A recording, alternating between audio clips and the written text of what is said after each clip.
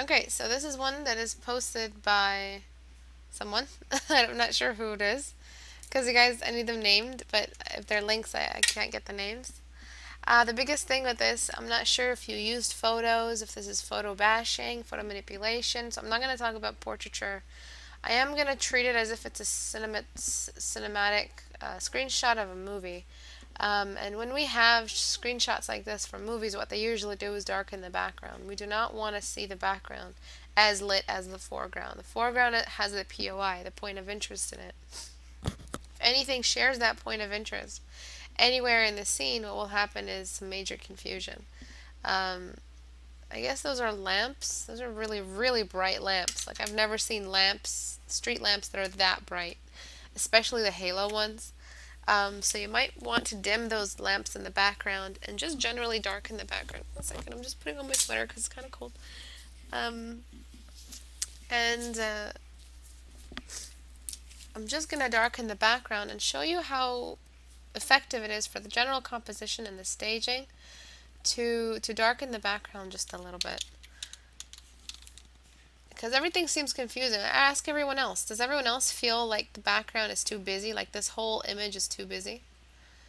Does anyone else get that feeling? Well, let me show you the background first. We have whites that are almost as white as the main characters that have spotlights on them, and this doesn't make any sense. So, after all your photo referencing or photo bashing or whatever it is that you've used, after all of that is done and done, you do not want to break any composition and staging rules. You want to keep everything pointing towards the midground. So something very similar to that. So let me erase away what I don't want. Areas that have to stay a little bit illuminated, of course, are the lamps, but not as bright as you have them now. Well, before. You want to make them a little dimmer. And make only the whitest white the innermost part of the lamp. So before you had like the entire lamp. But what you can do is just make the inner part of the lamp illuminated. And that'll work just fine. That'll read just fine. It'll work as a light source, it'll read as a light source, but it won't be so strong that it's interrupting everything. The house, the street lamps, the apartment lamps, all can be illuminated as well, the reflections, but they have to be hottest or brightest only where they're really reflecting back. So all of that here can still be reflective. You can still have the same background. It just cannot be this bright. It's way too much. It seems like there's studio lights like everywhere. And this way we can focus only on the characters that are important. And this is all staging, so we're going to have some of the hairs illuminated here. I'm not sure what lighting is getting onto him if we're thinking about the characters. Not color, multiply, no, darken. I used a darken layer, by the way, to bring everything down. This guy might need a shadow of the umbrella on his face, just so that it could make sense. Shaped like that. And this guy you might want to, I'm going to darken some of his face. You might want to illuminate only the parts of his face that are getting the light. Because remember, they are wet and they're outside. And he's probably admitting his love, as it happens in Korean dramas. Or Japanese dramas, or whatever this is from. Yeah, Korean. So you want to just show the light as very, it's not abundant, and it's only available for the high points. And if you do that, your form will be given a chance to really illuminate. I'm also going to darken the area under his hair so his face isn't that visible. Also covered, remember this is nighttime. We should not in any way be seeing this character's face as brightly as that. That's sunlight. So you want to, as much as possible, darken the face and show off only what you need. Okay? Also, you might want to throw in some kind of border. Let me get multiply this time. This border will sort of close off the image. Again, all for cinematic sake and for staging. And then finally, when everything is done, choose those really, really hot spots. So the lamp and the sort of the outer border of that lamp. And then the illumination on his hair. And maybe the side of his jacket over here. Might get some illumination from a nearby lamp as well. And this guy's shirt possibly is wet. You also need to desaturate it. We will not be seeing this much color unless that blue is like shining. We would not see that much color. Like unless it was a pure blue, like in the daylight, it would be like a light source.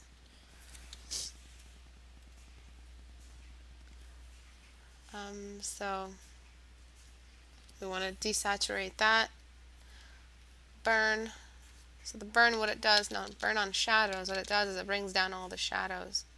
And then dodge tool on highlights counteracts that and highlights only the areas that are lit up as if the shirt was wet. Okay, so his shirt is a little bit wet, and I want to show that it's got areas that are more reflective than others, and I want to darken parts of his shirt that are not. Again, his face really needs to be just shadowed because he is outside. His face was way too visible, as if he had a customized spotlight just for him, following him around in his life. You might want to at the edge of his face because he's in so much shadow and the light is behind him, so he would be in somewhat of a silhouette. So he generally needs to be darker. And you need to show on the side of his hair where all that light is happening. So there would be subsurface scattering, there would be some edge light, there's some touch on illumination from the silhouette, edge illumination.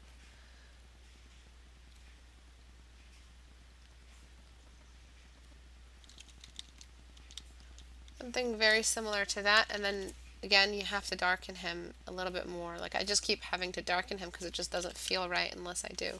And you'll see the before and after, and you'll see how effective it's become. Something like that. And then erase away again the wettest parts of his face, which are his cheeks, down towards his nose a little bit, his upper eye area, his ear. Now it feels like it's a bit more of a nighttime scene. Does everyone agree? Does anyone feel anything else is a little bit busy? You also have to determine where the light source is coming from on the umbrella. So it might be building up like it seems to be coming in from all sides.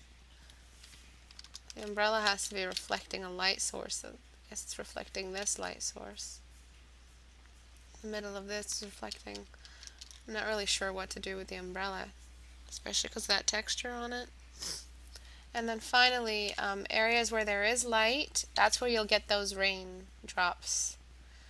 But other than that, you should not be getting any raindrops that visible. It was so busy we were seeing every single raindrop. That's not right.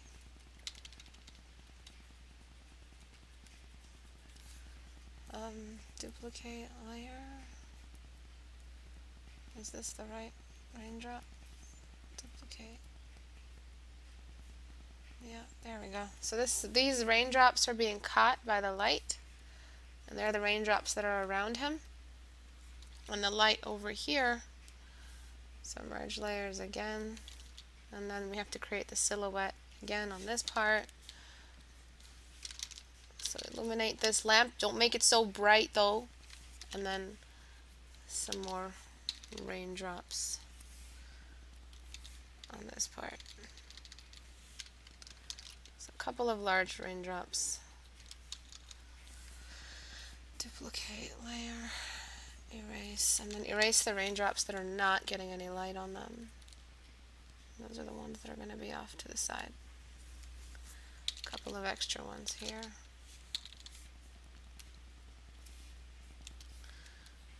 along the middle. Duplicate layer, merge down, and then flatten image. I'm going to bring down the levels all the way one more time. Bring up the highlights in the image. Actually, I'm not going to do that before I touch on the contrast. So I'm going to raise the contrast actually. Tangent was created here, so I'm going to take care of that. Oops. So no matter what kind of objects you have, no matter how detailed they are, the life, the world around them comes first. You do not ever put the object before the environment. If it's an object in an environment, that's just simply how it works. The guy in the umbrella, it does feel a little bit light to me as well. I might just darken his hand and his body. So thank you for that. Let me look at the comments for one quick second. Just let me do this.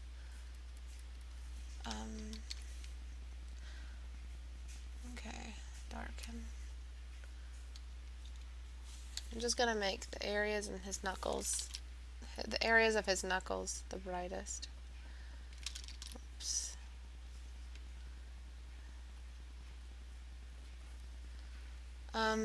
Alright, so what's everyone saying? Yeah, I kind of was imagining another post lamp behind the camera, but not. They're both guys. The cast shadow on the girl looks great, but doesn't match the lighting the guy has. I feel like it does. It's just the light, but still, the cast shadow wouldn't work. But it's something that I'm bringing in just so that we can make sense of the fact that his whole face, so that at least we're not having his whole face illuminated. Because if his whole face is illuminated, it just makes zero sense. It feels like the light's coming from the bottom, or the umbrella was brought in later. I'm not sure. Colors of the characters feel way too saturated compared to the background. I brought them down just a little bit. His sleeve might have become illuminated because of the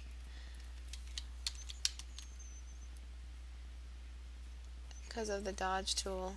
I'm going to bring down his shirt as well.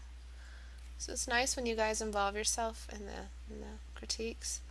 You might also want to bring in some light from the side on his sweater. Just like this. Duplicate. Something very similar to that, of course, a little more cleaned up.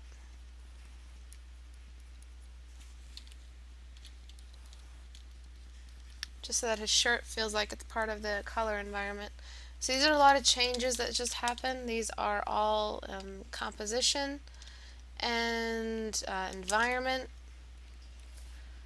and staging.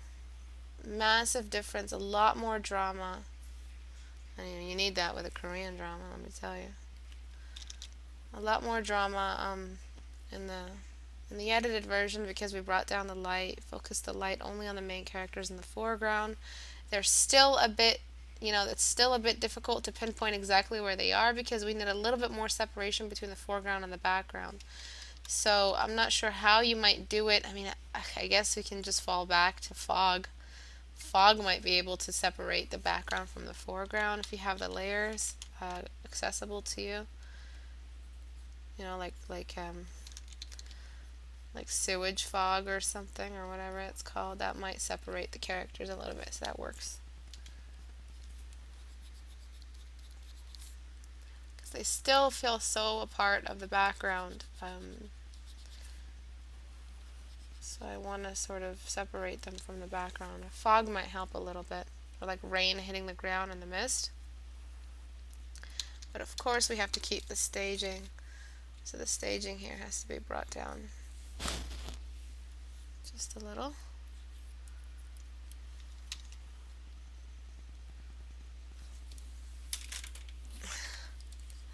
I'm not going to make them cry. Alright, so that's it for this critique. I hope this helped. Please try to think more about the environment and then the characters instead of the other way around, or else your characters will all look like cut and paste from different magazines and brought in together. And that's not a look you can get away with. For this image, this is a character design, and it is an experimental character design, and it probably started off as a simple sketch, and you went and took it home and added more stuff to it and just kept adding stuff to it until you finished it and attempted to have a complete image when you haven't even addressed certain areas first.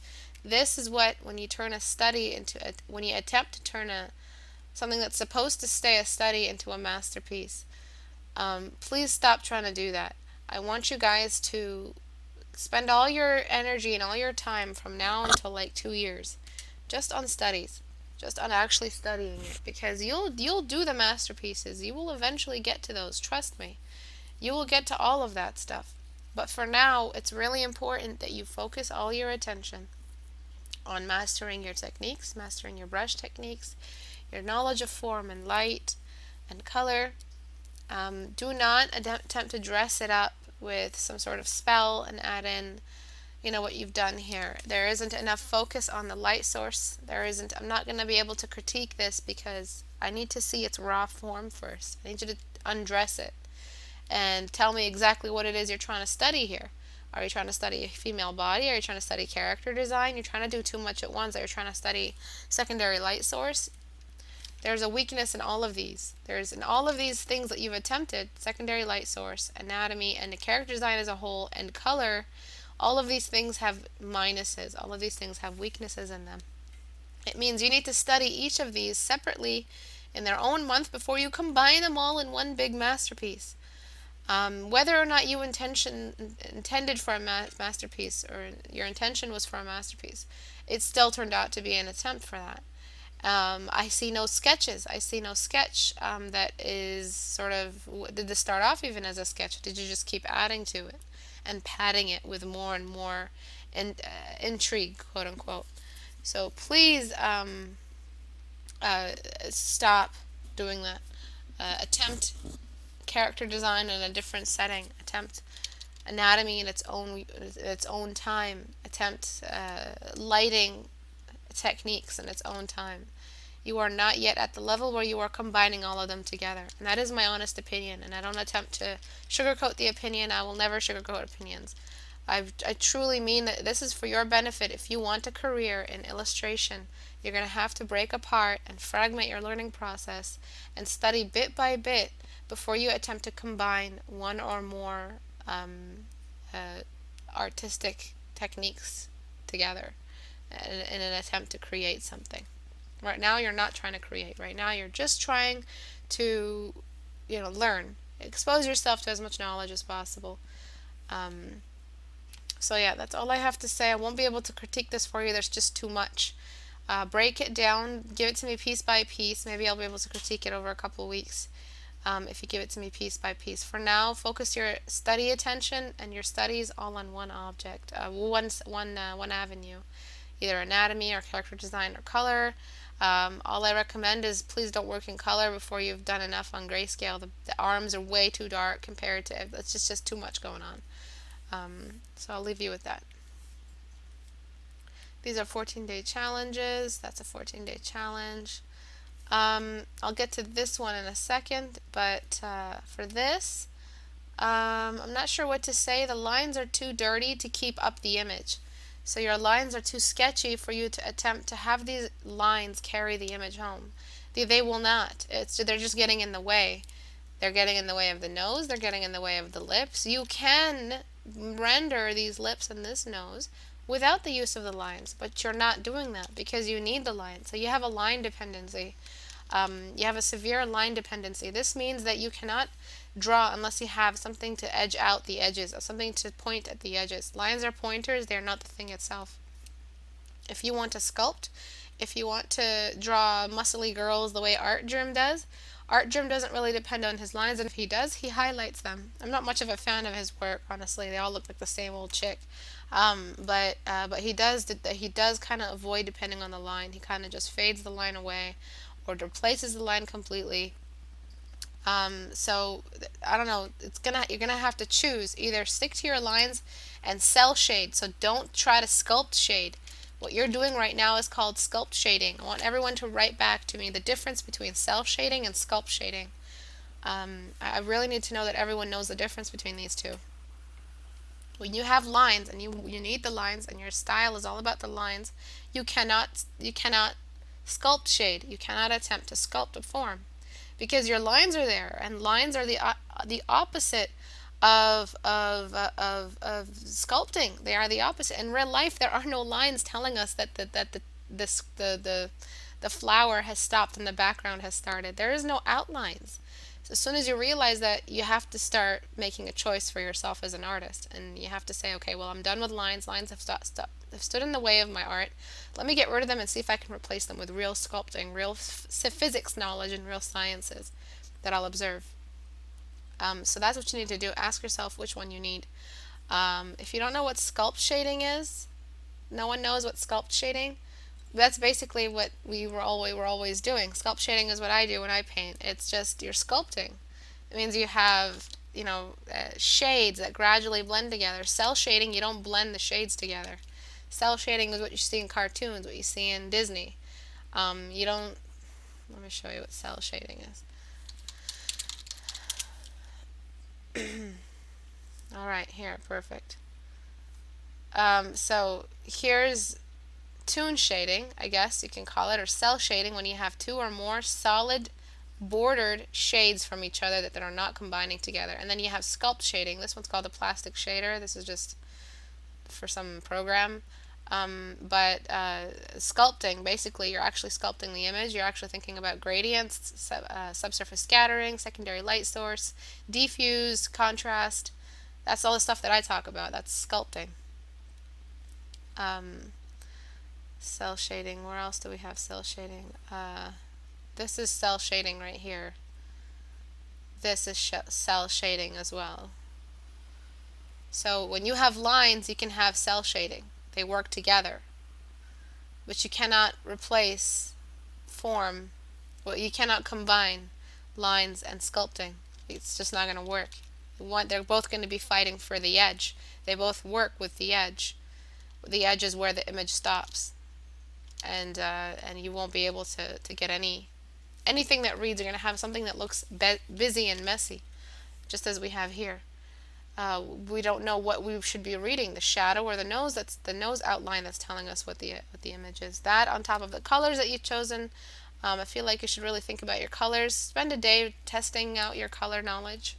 This kind of yellow just simply does not match with this kind of orange. They're too close to each other. They're too cliched colors. Try to invest more of an actual skin tone palette into this character. The hair seems a bit messy. Don't try to draw hair as if it's one big clunk of fabric. Hair starts somewhere. So if you guys want to draw hair, remember that hair grows and it grows in direction. So try to get a good sort of reference that shows you how this hairstyle grows and in which direction it grows. The expression is a bit ambiguous, I guess, if that's the word. I'm not really sure what she's trying to express. Silliness, naughtiness, sternness, strength. You can't say all of the above. You can't just say all of the above and get away with it. Try to look up, again, a reference, and that'll help you. Maybe you can keep your lines, shade a little bit less. Try to shade more towards cell shading. And just make your lines light brown or light beige, not black, because it's just too much. Cancel, actually, no. I didn't see your link, Nizanari. Can you link it again?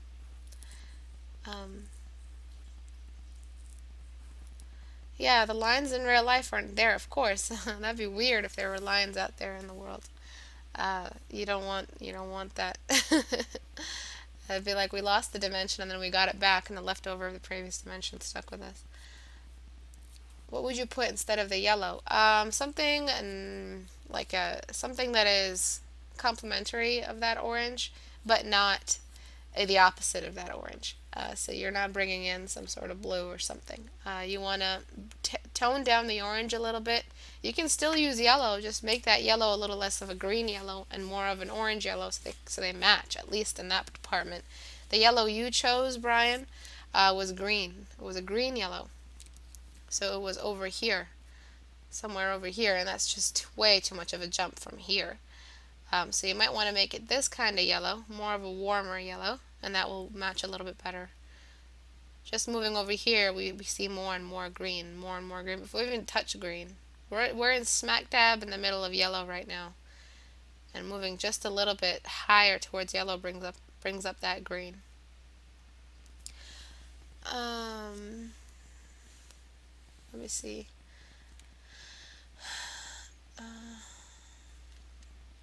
Save image as desktop. Save. Okay, so on to this one by Space. You have a lot of color issues here, like lots. As I mentioned, you also chose a cinematic landscape, which is a horizontal landscape widescreen for a standing character, which should be vertical. Like unless you're doing some sort of dynamic spread for like a game, you need horizontal, but unless that, you should not be using a horizontal. You should be using a vertical, and you should try to fit the character, show the character in their full realm, or widen the canvas so that the character's background is also visible. I don't mean you should have to crop it. I just mean it leaves a lot to be desired. I mean, it just seems so cut off so soon. So there's that. The color issues. You are using pure red and pure green. That is the worst thing to do. None of these reds and none of these greens have gone through a filter. Just because you see this used out in real life and you say, hey, that girl in this cartoon is wearing a red shirt and a green pair of pants, don't think that those are pure red and pure green. They have managed to match those colors together. You have to make sure that you're choosing these colors in the right amount. I talk a lot about these in my channel. You can just look through my videos and you'll see a lot of stuff about color. How to match color. You use the same color of red 3 times in the painting. That's not good color choice. That means that you have a very limited vocabulary of color. What does it mean, if anyone can answer this, what does it mean when I say a low color vocabulary? Hello, Jarek. Nice to meet you.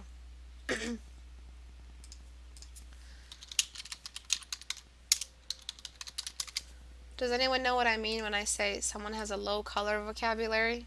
I've used this red almost 4 times in the image.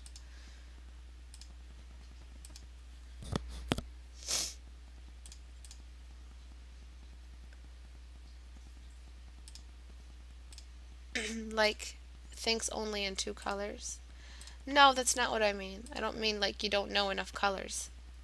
Well, that's kind of what I mean, but it's an extensive definition of that. Can anyone extend the definition of what I mean when someone has a low color vocabulary?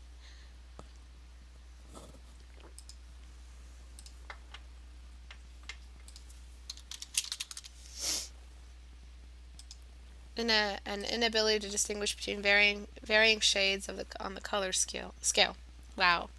Let me reread that. An inability to distinguish between the varying shades on the color scale. Yes. Like the Tammy blended colors like pink and blue. Not using the grays. TZ has its perfect definition.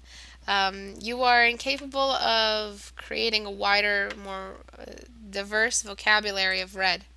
You have one red in your mind. That's the red you use 4 times. You need to give me some different kinds of reds. When you think red hair, you see pure red. You don't see that orangey shade sitting underneath. Like, honestly, when you think someone has red hair, do you see like a fiery red head? You obviously, know that it's not a pure red and that it has an orange undertone to it. It's more orange. It's orange. It's not real red. It's orange. And this is fake. This is obviously this is dyed hair. Maybe children have less dyed hair. It's more of an orange. And I know you want to create a character that's a little bit more cartoony or cartoon influence, but still you use the same red 4 times. And I'm going to stay on that. You need some oranges in there. Also, red doesn't shade like this. Hair doesn't shade like this. Hair stays saturated along the highlight. So what do I mean by that? Pretty hair.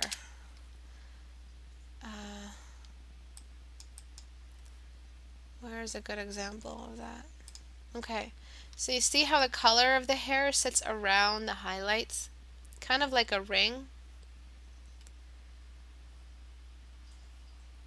me see if I can find another one. Maybe this one works. It's kind of like you see the white and then you see the yellow. You see not the yellow, you see the light brown. Where else do we see that? Not there. Oversprayed. So you kind of see the highlight and then you see the real pigment. So it's not, if something has red hair, it's not red all over.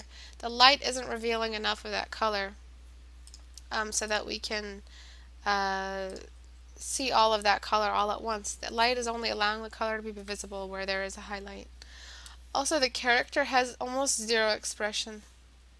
I mean, if she was standing there intimidating people with her spell and she's about to kick ass, I think the expression should be a little bit more different. Eyebrows are essential for expression and you're missing eyebrows entirely. You know, there's a lot you can do with the eyebrows and, you know, raising the lips up a little bit to the side. There's a lot you can do with that, so that's something I recommend. Fix the colors up, extend the red vocabulary, and change the greens. You're using the same green as well. And then you have like this really pale color in the back. Basically, you have no color wash. I mean, like if we just got a color and threw it on and chose that color wash, maybe that might help tone all the colors down. And then for the green, we'll just cover it with a blue. And then we'll get blue-green because that's how green acts through a blue filter. But other than that, I think it's just a matter of reworking the colors entirely. So you'll still have green, you see? But it's not that crayon green. But you still have green, right? So this green is a little more friendly on the eyes. Does everyone agree? You might also want to change the kind of red. So color, let's make her hair color a little bit more purple red than red red. So we're going to bring a purple red in there. So it's a different kind of red. We're only going to highlight and keep that red really red where there is light. And then the general face altogether is way too dark. So this is before and after. You just don't want to use these kind of primary colors. They went through zero filter. You're using crayon colors. You're not, you know, you have access to Photoshop. You have millions of colors at your disposal, and that you're choosing colors that came out of a crayon box. You need to extend your knowledge of colors to be way wider. So do some color studies. Literally draw some red and blue cubes and see if you can change the color. How does color act in different kinds of shading situations? And that also helps as well. I'm doing color-specific tests of your knowledge of color. I don't have time for this because this is figure stuff, so I'm going to go straight into the 14-day challenges. The head is a little too wide and square on the sides, so you want to give the head a little bit of it is square on the skeletal level. Heads are all squared a little, but you also just want to give it a bit of a spherical touch. If this is a female, the chin kind of reaches a point. And after it reaches a point, we have to touch on where that point comes from. So the edges on either side, over here.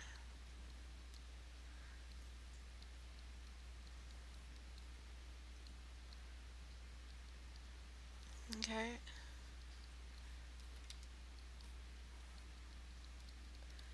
Just like that. And please do not use the tail on either side of the lip. You don't need that. What you do need is just to extend the upper lip. You do not need the tail. That tail is a remnant of your cartoony days.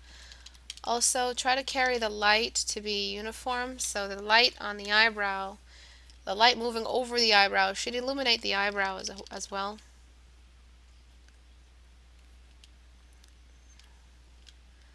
There should be some more shadows underneath here. You need some light on your light spots to show that they also are projected outward. These are all illuminations that are on the skeletal level. All of humans have them if they have a proper working face.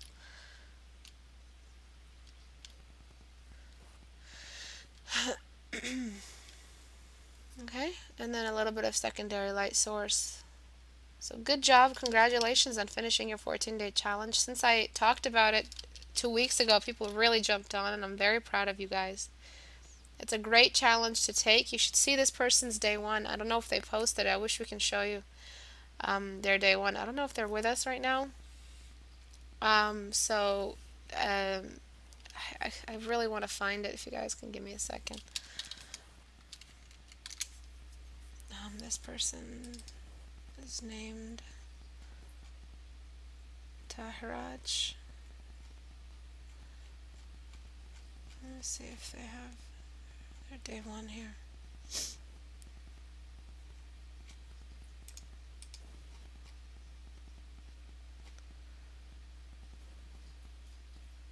Taharaj.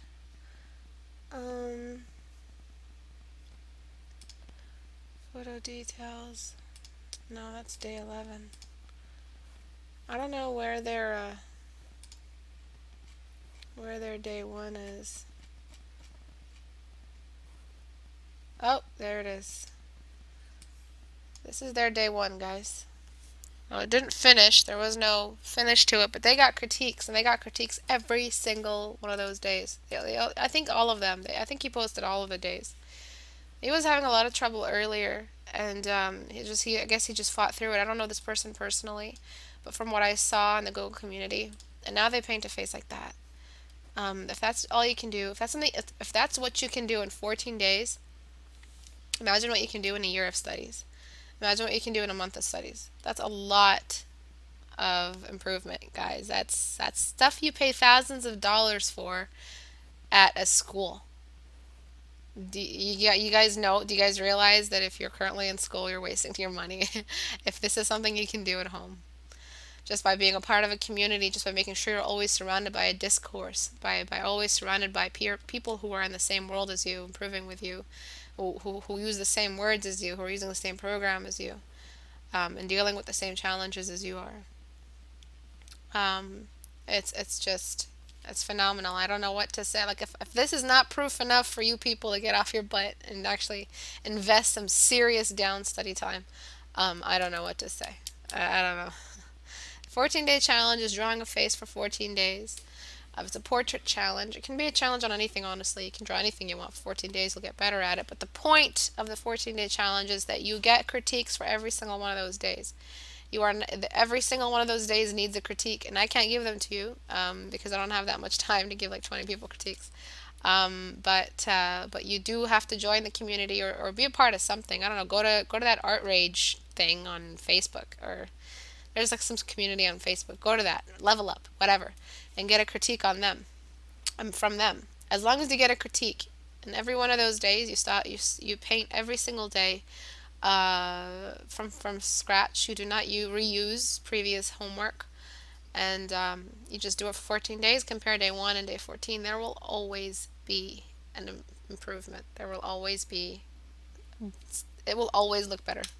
I haven't seen one 14-day challenge that has failed. I have seen some where people have taken way too many days apart and didn't actually do it in 14 days and did it in like 24, and they didn't improve because they did the first 7 in 7 days, and then the rest they scattered them and they never got critiques. There's people who have failed. But people who have followed the rules, they have never failed. So excellent work, Taharaj. And this is another 14-day challenge. You've broken a couple of the rules. I feel like you didn't get enough critiques. I don't have time to critique this because I have 10 minutes left. I will try to critique it for you next time, or I'll try to critique it on the community. I'll type something up for you. So thanks everyone for coming. I really appreciate it. Thanks everyone for being here and giving me your ear, even though it's school time and school's commenced. You guys are here with me and spending your time with me. A little bit earlier, some asshole decided to say that I'm a sellout. I don't know what kind of joke that is. I don't know what kind of where jokes like that source from. I don't know what misguided predisposition in your childhood misdefined the word joke for you and then led you to believe that that's what a joke is. I don't know and I don't care. But don't come in here insulting me when I'm spending time I don't have to spend for you guys. Don't insult me, especially on like days like this when I'm taking shit from nobody. I don't know. Today I'm just extra pissed off. I know you can hear it in my voice. I know you can. I'm not some bubbly girl that I'm usually. So please don't, because it sucks. Because I'm here and I'm giving you guys my time and my passion and my spirit. I really am. Some days it's hard to shut everything off, to turn off work, to turn off tutoring, to turn off family life, to turn off all my responsibilities just to show up for an hour for you guys. I used to be able to do it so easily, but ever since I started work, it just became harder and harder to do it. But I still do it because I love being here with you guys. It brings me back to life talking to you guys because it brings me back to when I was a student. And I'm really happy when I talk to you guys because it's like me talking to myself when I was younger and didn't know anything about art and was lost as all hell and didn't know what to do with what and just shot in the dark and hoped that I would improve. And talking to you guys brings me back to that and gives me like, being there helps me talk to you guys better and answer your questions better. And it gives me patience to teach. And I love teaching. And that's why I'm here. And it's all positive stuff. So as soon as I get something that's negative and it's thrown back at me and it's something deep like sellout, like on my viewer count, like what do I have, like 500 fucking viewers? Like come on, I have like 50 modest viewers and that is more than enough. That's all I need, honestly. I do not want it to ever grow. I used to say this a lot. I said this 2 years ago. I say now, if I had more students, I would be able to give you guys less of my time because I would have just too much to do. And I would never get to you guys, and the queue would be like 50 images long. And nowadays, it's just only 15 images long or 10 images long. And I get to all of them, and I skip nobody. Sometimes I tell people that I won't be able to do theirs because they haven't invested enough time. Um, but I usually try to get to everyone. And I'm a hothead today, extra hothead, but that last little, poke really got to me. And I'm so sorry. I'm not reading your comments. I wish I could. They're all well wishes. Thank you. But I lost my patience and I told that guy to get the fuck out of here. And I told him to shut the fuck up. And I'm sorry. Basically, what I'm trying to say is, if I can just say it, I'm sorry for lashing out at you, whoever you are. I'm not going to say who you are because I don't want people bashing you or anything. And I didn't ban him. He thought I was going to ban him. I didn't ban him. And I am like, okay, if suddenly I got like 600 viewers and I stopped tutoring you guys after like 2 weeks of 600 viewers, and I stopped getting on YouTube, or I started doing like YouTube videos, like 5 YouTube videos a day, and I started doing vlogs. At that point, you can call me a fucking sellout. If I started advertising Lysol disinfectant wipes in my channel, at that point, you can call me a fucking sellout. But I'm not. I'm really never going to sell out. A lot of marketing agencies have come to me and asked me to sell out and do just that, and I haven't. I said fuck off because what you guys are trying to do is you're decreasing the quality for quantity, and I can't decrease the quality because art is all about quality. You guys won't improve if I'm doing a half-assed job, and it's all about improvement here. So it's not about money. I make money. I'm happy. I'm okay. I work, and it's not about money for me here. So I'm nowhere near selling out. I promise. And I'm sorry for lashing out at you, person. And yeah, that's all I wanted to say. I wonder what you guys are talking about. Uh, Nizanari Ista, I will try to finish my picture for next critique. Mind if I update it? If I update it, of course you can. Please send away anything that you guys finish. You guys never do that. I like critique your stuff and you guys don't send me updates. Like how are you now kind of updates. I want to see. After I critique, have you really made a difference? I've only seen that a couple times. Like that one angel kid with the halo. I love that because the painting transformed. It became something new. I want to see you guys do that. After I give you the critique, I want to see how that has affected um, how it's affected your work. So let me see uh, what you guys have asked.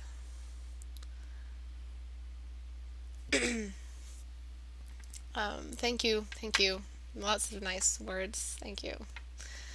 Thank you. You're all welcome. The stream wouldn't be anything without you guys, honestly. So it's me thanking you as much as you thanking me. Yeah, me vlogging, right? Wouldn't that be a fucking nightmare?